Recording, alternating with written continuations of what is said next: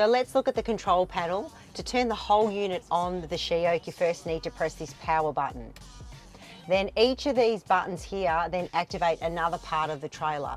So you could leave them off unless you're using them. For instance, this button here is our socket. That is now on, so all of our USB and SIGGI sockets around the trailer are now live. If you don't have that on, they won't work. Next thing is our light button. We need to have this button on to then go and use the buttons around the trailer, which we'll look at later, to turn the lights on and off. The next thing here is our audio button. We need to have that on to make our stereo system work. And finally, our pump button. So if our pump button's not on, we can't activate our pump at the rear of the trailer.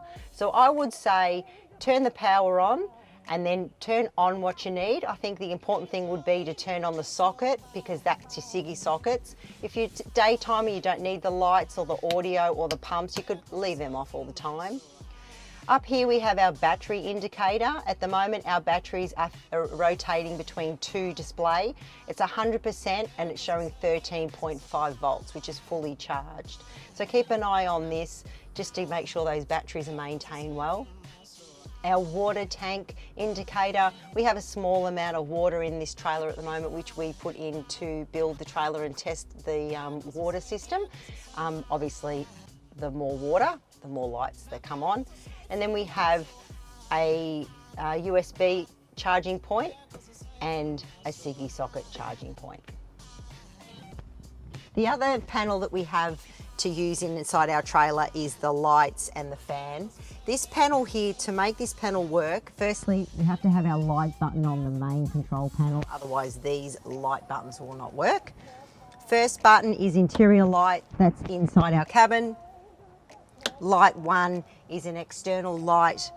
Light 2 is the other external light on the other side of the trailer, and a fan vent. So this trailer has 2 external fans for ventilation, and that will turn those on and off.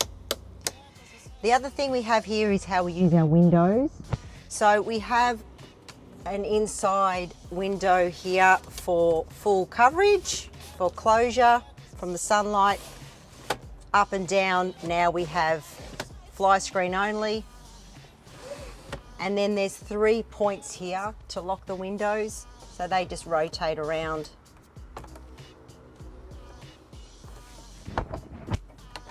Press that red button.